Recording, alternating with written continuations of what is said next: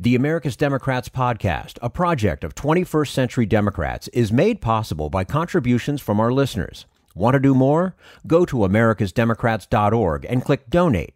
And thank you for allowing us to be your voice. And if you enjoy the show, please share it with your friends on Facebook and Twitter, and leave us a review on your favorite podcast app.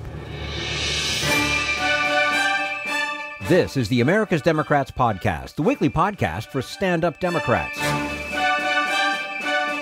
Had enough of Fox News, the House Freedom Caucus, and Donald Trump? If you want the facts that you won't get from them or from the fake news sites of the alt-right, then stay tuned.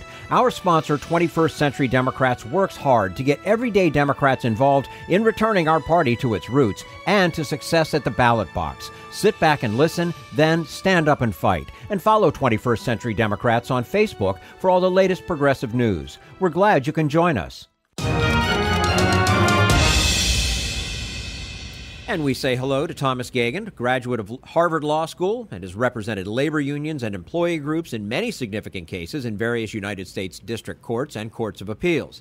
He is also the author of a new book, Only One Thing Can Save Us: Why Our Country Needs a New Kind of Labor Movement. Thomas Geoghegan, thank you so much for joining us today on americasdemocrats.org.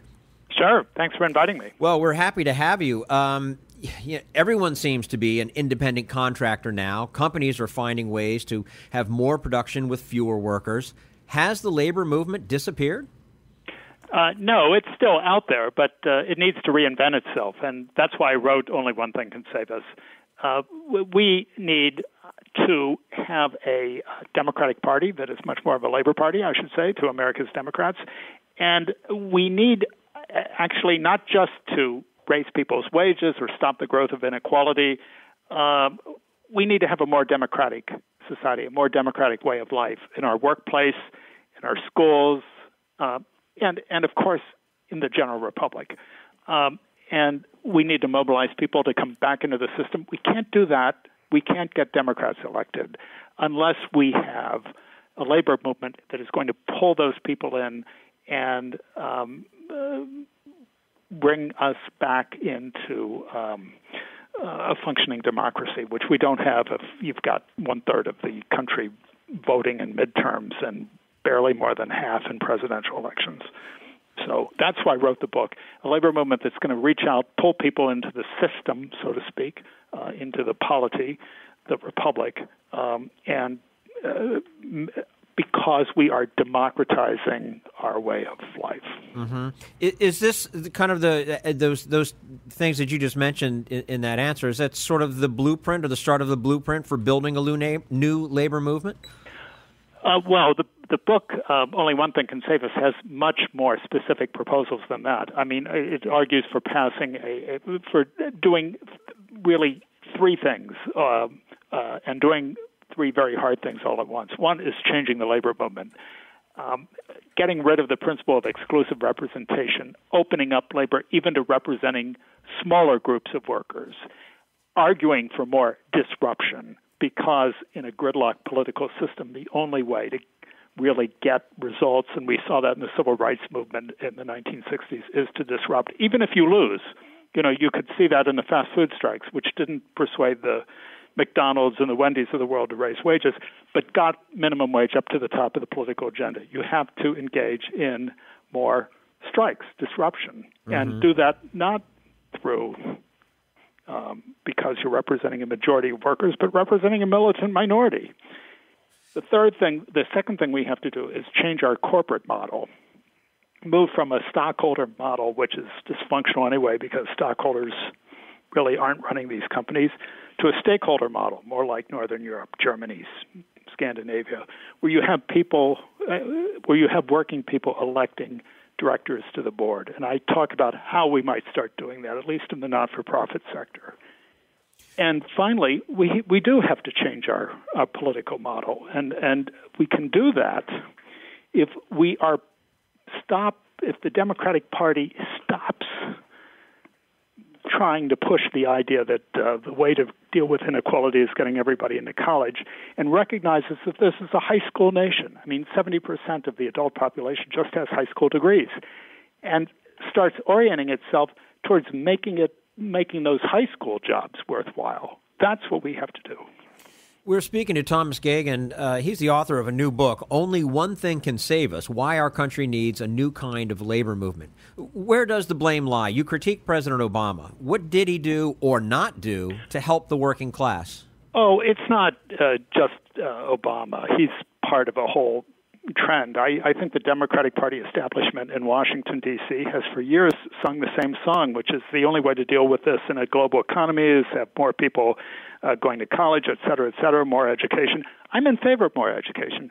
But in fact, people, even college people, we aren't becoming more educated in the broader sense of the word. You know, this book starts out with a whole description of what's happened at the plant level in this country. Instead of making workers more skilled, we're turning everything into an entry-level job for most working people because we want a system set up where people can be dismissed at any time. You talked about temps. Temps, when I was a young person, meant Kelly girls. Then, when I got older, it meant undocumented workers. Now it means college grads who go to work for places like Abbott Laboratories. And they aren't even employed. They're temps who are there day to day. Abbott doesn't even have to fire them. These are people with skills.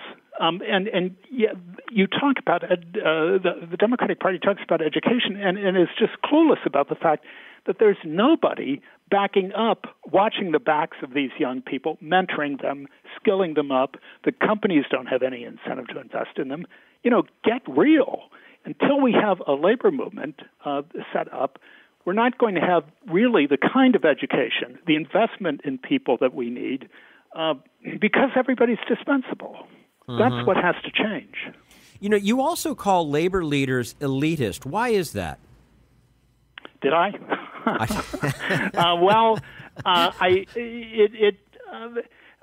It's not that I think labor leaders are elitists. I think that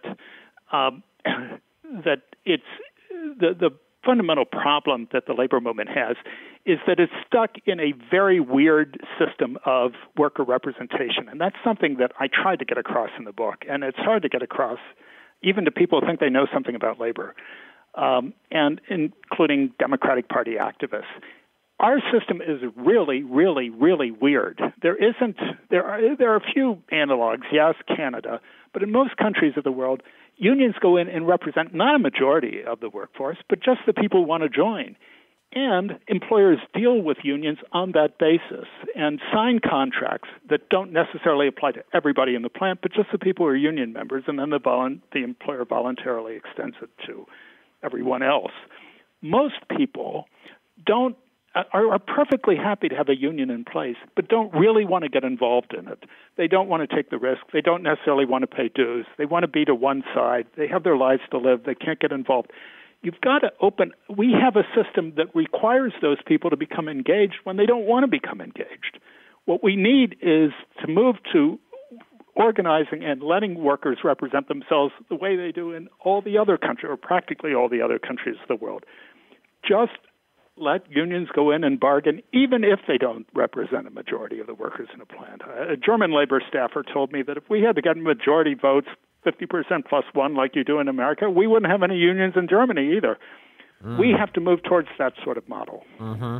Now, since labor is so weak and can't really pull off strikes, what can be done to stop the loss of well-paying union jobs, or at least stop predatory corporate practices?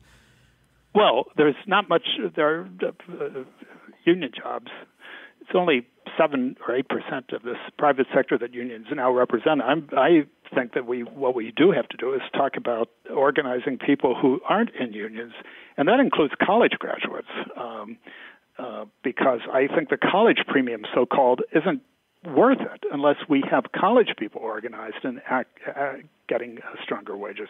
So this book is an argument for why to do that, and I talked about one idea already, which is allowing unions to start doing what I think labor law allows them to do now, representing smaller, more militant groups of workers, not necessarily the majority of the plant, and disrupt, go on strike. Mm-hmm. That doesn't mean going out for 9 months and being replaced. It could mean doing it more like the European way, going out for one afternoon and coming back. What people don't grasp is that you cannot be fired for going out. You can be fired in the United States for any reason at any time. You can't actually be fired for going out on strike. Not if there's, I'm assuming you're not working under a collective bargaining agreement that prohibits strikes. But if you are in the 93% of the private sector workforce that isn't under a collective bargaining agreement, you can walk out if you're working at Starbucks at 8:30 in the morning in rush hour, come back at 9, and if it's concerted activity, you can't be fired. Now, some people will say, well, they'll fire you anyway. They'll just violate the law. Well, some will, and you have to pick your targets and figure out putting enough pressure that makes it more likely, and I'm not arguing that Starbucks or a coffee stand or a McDonald's is the best way of doing it, but there are places where you've got 150, 200, 300, 500 employees in a plant. You have the higher skilled 100 of those 500 start to say, look, we want a union, we want to negotiate, we want higher wages. If you don't, the alternative is our going out for an afternoon next week, and then the week after that. That kind of disruption in a gridlocked republic where you can't really have majority rule, and we don't have it in the United States, and you can't have the kind of welfare protections and labor protections and benefits that people have in most social democracies. That kind of disruption is the only way that we're going to get a change here in the United States. We're speaking with Thomas Geoghegan, graduate of Harvard Law School, author of a new book, Only One Thing Can Save Us, Why Our Country Needs a New Kind of Labor Movement. Isn't part of the problem that companies don't need highly skilled labor anymore, and besides, they can't get it due to lower education standards? No. I would say that, if anything, the model that we ought to be skilling people up more. Well, companies are interested in, yes, they're interested in higher skills, but they're not interested in investing in higher skills. And one of the differences between the United States and, say, the Northern European countries, and I'm thinking about Germany and Scandinavia and others, where those companies where they're running trade surpluses and they have much larger manufacturing sectors, is that the companies are investing in the training of these workers. We just talked about the fact that even the higher skilled, college-educated younger workers are coming out and working as temps. No company has an interest in investing in training in a temp. Your value as an employee begins not so much with your college or formal education, but with your education, your training, your backing, your mentoring on the job. We have to create a new corporate model that privileges working people and involves them in decisions and makes them less dispensable. You know, in the United States, you can be fired for any reason at any time, et cetera, et cetera, et cetera, so that companies have a reason to invest in workers, because workers are, say, have works councils, union representation, or are even elected to the corporate boards. That's what we've got to change. We have a model that values an economy where workers are unskilled, where everybody's working at entry level. But it doesn't have to be that way. That's more of a political, structural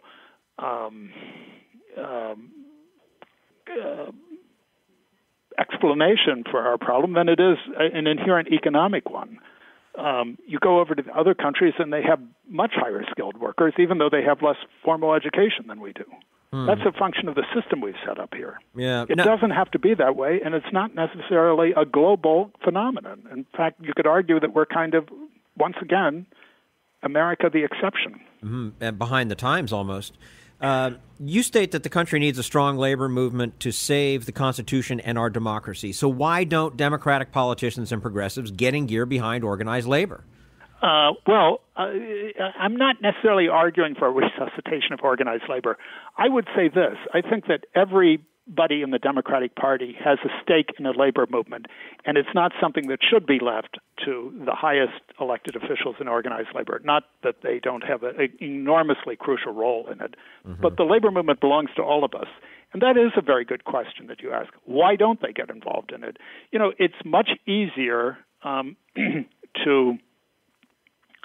especially in the kind of world we live in where you have to go out for money all the time, in avoiding confrontation, in in avoiding the kind of rhetoric that FDR used about economic royalists and taking on the 1% and so forth. It's much easier to avoid that by talking in the end about education. So Obama gives a speech at Ottawatomie, Kansas, the famous speech where he quotes Theodore Roosevelt, and he should have quoted Franklin, but Theodore was good enough, about the elite taking over the rich. So what is Obama's answer at the end of that speech? His answer at the end of that speech is everybody should go to college. Well, that's not going to happen. And unless it is the Democratic Party decides that it is, or because it's pressured the way it was in movies like Selma back in the 60s, where the Democratic Party was pressured to come out on the side of African Americans for their civil rights, unless the Democratic Party is targeted and pressured to decide which side it's on, unless the Democratic Party is pressured to stop messaging that college is the answer and start addressing a country that is primarily high school educated, unless that is done through strikes, disruptions, situations where the Democratic Party is forced to take a stand, I just don't see any way that we're going to get out of this gridlock. I don't see any way that we're going to mobilize more voters to come into the system to have the kind of majorities that the Democratic Party needs to break the logjams. The name of the book, Only One Thing Can Save Us, Why Our Country Needs a New Kind of Labor Movement. Thomas Geoghegan, thank you so much for joining us today on americasdemocrats.org. Look forward to having you back again with us soon. Thank you. You're quite welcome. And this is americasdemocrats.org, the weekly netcast for stand-up Democrats.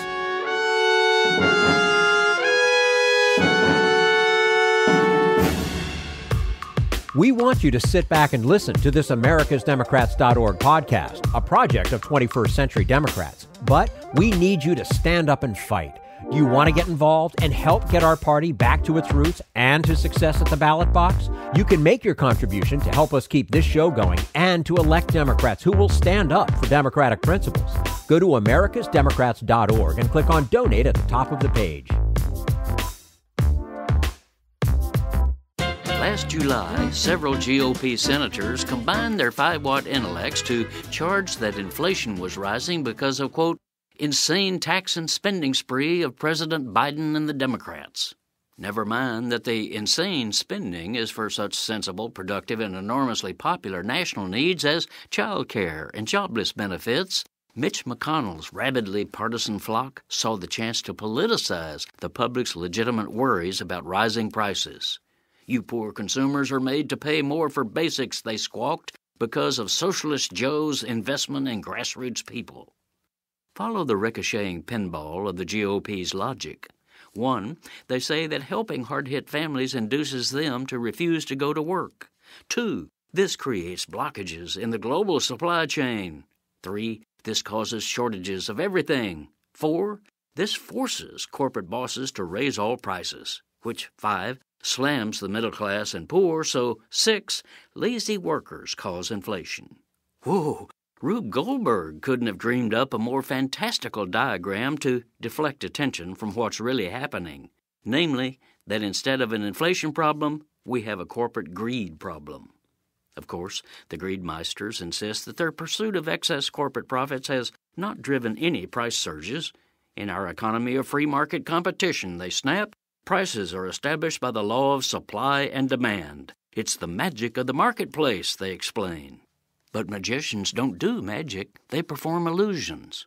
And the illusion of free market competition implodes when it hits the reality that our economy doesn't remotely resemble a competitive marketplace. This is Jim Hightower saying, for some 40 years, corporate-directed government policies have been transforming America into a monopoly nation, letting the few gouge the many. That's where inflation comes from. Howdy-ho, folks. Thanks for tuning in and sharing my weekly commentaries. Also, please join me for a live web show I host every other Tuesday, the Hightower Lowdown Happy Hour at the Chat and Chew Cafe. You can join the action live online as I chat with grassroots leaders and progressive sparklies from around the country. Go to hightowerlowdown.org/chat-and-chew to find out about upcoming guests and watch past episodes. That's hightowerlowdown.org/chat-and-chew. This Social Security austerity measure. I believe that we must pass legislation to provide medical care. This is our tradition. When our grandparents came to America, it was the Democratic Party which said, welcome. It was the Democratic Party, the party of Roosevelt and Truman and Kennedy and others, who said that America belonged to all its people, not just a handful of the rich or a few giant corporations. That's why great leaders like FDR fought so hard for Social Security, and why JFK stood up to the insurance companies and their Republican allies to get Medicare. It's not just one thing, or one time, in one place. It's about a whole history of standing up to the Republicans and saying someone has to be on the side of regular working people in America, whether it's defending Social Security or just the way your loved ones are treated on the job. That's what the Democratic Party is all about. And that's why this message has been brought to you by the Democratic Party. Working people like you and me. Paid for by 21st Century Democrats. Not authorized by any candidate or candidates committee. And we say hello to Daniel J. McGraw, Cleveland area freelance journalist and author. He has served as a senior editor for U.S. News and World Report. His work has also appeared in The Village Voice, Reason Magazine, Salon, Politico, The Guardian, and many, many others. Daniel McGraw, thanks very much for joining us today on americasdemocrats.org. Hello, Jim. How are you? I'm well, thank you, sir. You've written that the grand old party faces a big problem based on the word old. Republicans are older and dying faster than Democrats, according to your calculations. Do Republican strategists understand the problem that you describe? Oh, yes, they do. I was talking to one who told me, and I kind of agreed with him like this. He said, it's kind of like a snake eating rats. Okay? Now, the snake wants to have live rats coming in one side and rats that are kind of decomposed coming out that other end. Okay, right now they have too many decomposed rats coming out the one end and not enough live rats sort of coming in on the front end. And if you're running a business, if you're in politics, et cetera, you have to have that balance. And they don't have it. And a lot of them say that this is their sort of last big chance to have this kind of age range in their party in sort of 2016, because after 2016, it changes quite a bit in their older voters starting to die more quickly, let's say. Mm-hmm. Do you think it's true that as people get older, marry, have kids, buy houses, flourish in careers, that they naturally become more conservative? Because if that's so, aren't the new middle-aged men and women replacing old people on Republican registration rolls? Yes and no. I mean, like all of us have heard that old saying that if you're a conservative while you're young, you have no soul, and if you're a kind of liberal as you're old, you have no brain. Okay, and that does work out. However, big thing here is that because they are playing towards their older base on a lot of the social issues, and I'm talking about same-sex marriage, abortion, sort of global warming, et cetera, they're losing a lot of people just straight off the bat. And that's not only young people. A lot of the people, I'm in my mid-50s, and a lot of people in my age group are saying, well, you know what, if they're saying that the dinosaurs sort of didn't live, that the world started like 12,000 years ago, if they get into that, a lot of people are just out. Okay? I mean, they're out from the beginning, and they're not going to listen to anything else. So I think they've made a major error in playing to the extreme of their party, who gets excited about those issues, and they should do like all parties have done in the past, which is tell their extremes to get in their cages and be quiet until the election is over. Mm-hmm. But they don't do that, and I don't understand why. You know, a couple of wild cards here. The possibility of Hillary Clinton being the Democratic nominee and the growing Hispanic population. So okay. For one, can Hillary take otherwise Republican votes from moderate to conservative women? And two, do Democrats have a lock on the Hispanic vote? Well, first of all, I'll deal with the Hispanic vote, which I don't think it's going to be important, and here's why.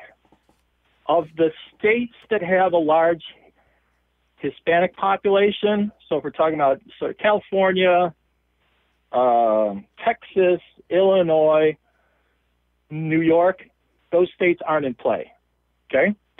The states of the swing states, the states that are in play, there's only two that I'm looking at that have a decent Hispanic population, and one would be Florida, and that is a population that's not a sort of monolithic Hispanic sort of population. It has South America, islands, some Mexicans. So the only state that is going to come into play is in Colorado, which is one that most people don't think of, but they have a pretty rising Hispanic population. So I'm not saying that Hispanic votes don't count. I just don't see them being a big issue in this election. I'm sorry. The other side is can Hillary take the Republican votes from moderate to conservative women? Yes. Yes, definitely.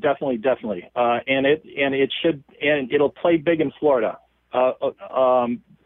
because there's Florida has a lot of moderate, older women, East Coast, who have kind of moved down there. And, I think she can.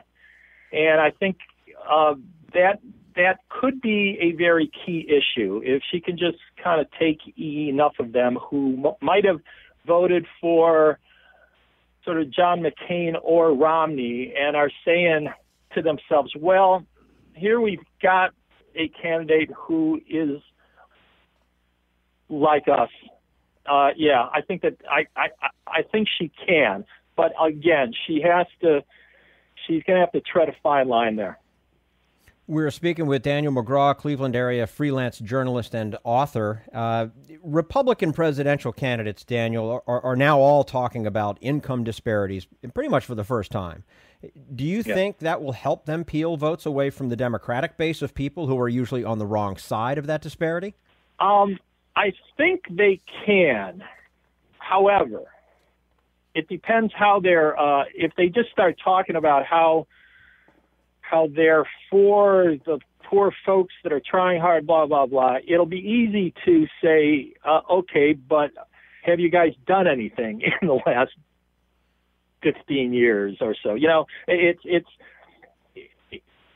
is going to be a message that if they're going to win, that they are going to have to pound that message out, okay?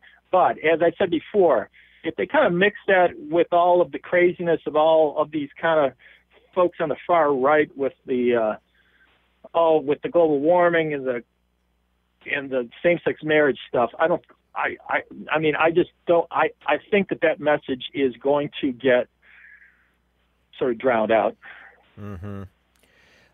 Marco Rubio, does he have the best chance at getting the millennial vote just on his youth appeal and his eloquence? I don't think so. Yeah. Part of the thing that he has shown is that he has waffled quite a bit already. Okay. Now, he just jumps from one side to the other. He doesn't seem to know where he stands on immigration. Doesn't seem to know where he stands on this and that. Now, wait until he's in the primaries, okay, where folks are going to be dragging him all over the spectrum. And see, he's going to, as I said before, he's going to have to learn how to deal with these sort of social issues. And he hasn't shown any ability to stand up and say, this stuff with the same-sex marriage, it's already done. Let's move on. Okay. If I heard him saying that, I'd say that he would have a chance. But if he keeps trying to appeal too much to that core base, I don't think I don't think any of them will have much of a chance with people under 40 years old if they keep on that bent. In that they'd be going too far to the right. Yes. And it's always been that way, that you go in the primaries, you go towards the extreme, and then you come back into the middle. But in the past elections, in the primaries, they have gone so far into the extreme that it's tough for them to get back. And second of all, then they are on record, and it's easy to attack them afterwards. So, I mean, I just think they box themselves into a corner, and they're trying to appeal towards this older base too much. Yeah. Gotta be careful about the hole you dig yourself in. Well, yeah, I mean, it's very hard to get out of. Absolutely. Have you done any research on the effect of state-by-state voting laws on turnout and on election results? Well, do you think there's a concerted effort in red states to depress the Democratic vote? Oh, sure. I'm seeing most of the one of the things that's happening in a lot of states is that they're trying to take the place that college students live, like, and I'm speaking of their college address, trying to take that out of the voting thing so that they have to vote at their sort of parents' home address, let's say, and trying to play that game. That's one. And again, if you move it a point or two, that's tough. I don't think that a lot of the ID sort of changes in the voter thing is going to have that much effect, because I've kind of worked on a lot of campaigns in my life, and as soon as you set certain rules, all campaigns are going to figure out how to kind of make those work for them. So I don't see that as a big thing. I do think that address thing of folks in college might have a small impact. Mm-hmm. Now, I don't know if this is a real problem, but with all the early voting and both parties' reliance on absentee ballots, couldn't a lot of people vote who will die before Election Day? What's that again? I'm sorry? Couldn't a lot of people voting early, absentee ballots and the like, yeah, couldn't they be dead by the time it gets to Election Day? I mean, how big an issue might that be? And then again, I don't know. I could kind of die on my way, sort of going to the polls, right? No, I don't think that's a kind of big factor at all. I mean, it's how we set up these kind of rules of voting. There's, access is key. If you have a voter base that shows up early and often, then you don't want any of these changes. But no, I don't think that's going to be a kind of big thing. I just think that the biggest issue is that the Republican Party is aging very, very quickly. And as I said at the open here, they aren't getting the young people sort of coming in. And that does not sort of bode well at all. And all of them know it, but they just don't want to alienate that older sort of voter base. And I would tell them that those older voters don't have any place else to kind of go. So they're going to vote for your candidate anyway. So right. but they have to get their votes and their cash and all that stuff. So I don't know.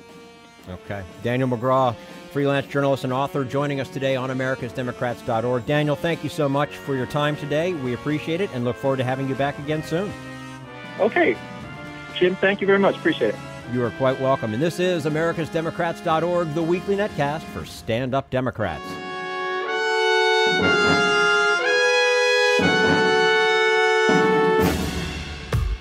We want you to sit back and listen to this americasdemocrats.org podcast, a project of 21st Century Democrats. But we need you to stand up and fight. Do you want to get involved and help get our party back to its roots and to success at the ballot box? You can make your contribution to help us keep this show going and to elect Democrats who will stand up for democratic principles. Go to americasdemocrats.org and click on Donate at the top of the page.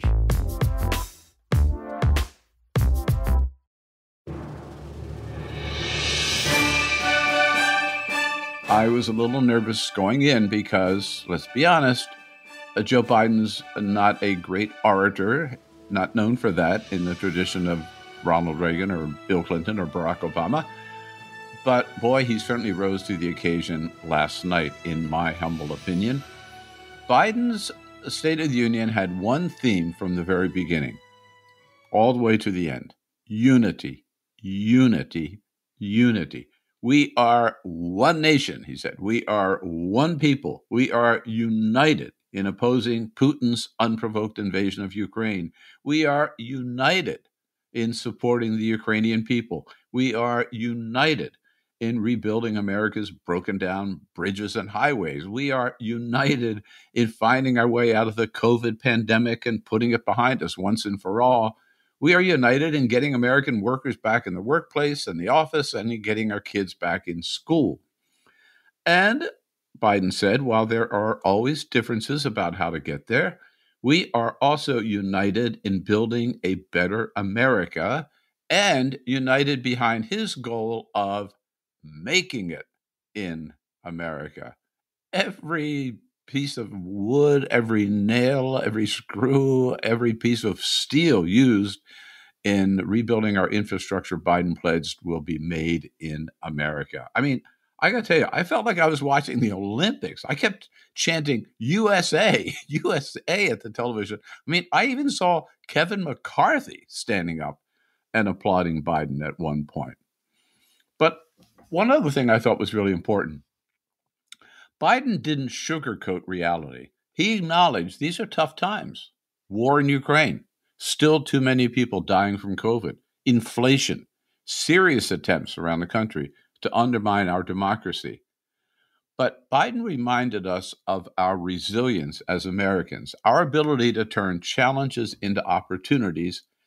And in what I thought was the simplest and the most powerful line of the entire speech, he reassured the American people, quote, "We're going to be okay. We're going to be okay." So powerful. Of course, like every president, Biden took time, maybe too much time, to push his own legislative agenda, raising the minimum wage to $15 an hour, allowing Medicare to negotiate the cost of prescription drugs, making corporations and the wealthiest of Americans pay their fair share of taxes, universal background checks, the Voting Rights Act, immigration reform, all of which I agree with.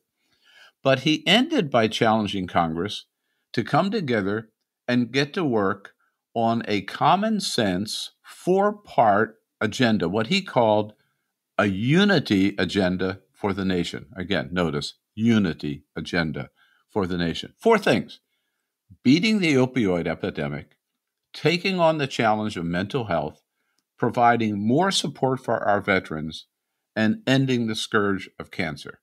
Now, come on, I ask you, who could disagree with any one of those four goals? But over and above whatever the president proposed or not, here's what I thought was the most important part about the State of the Union last night.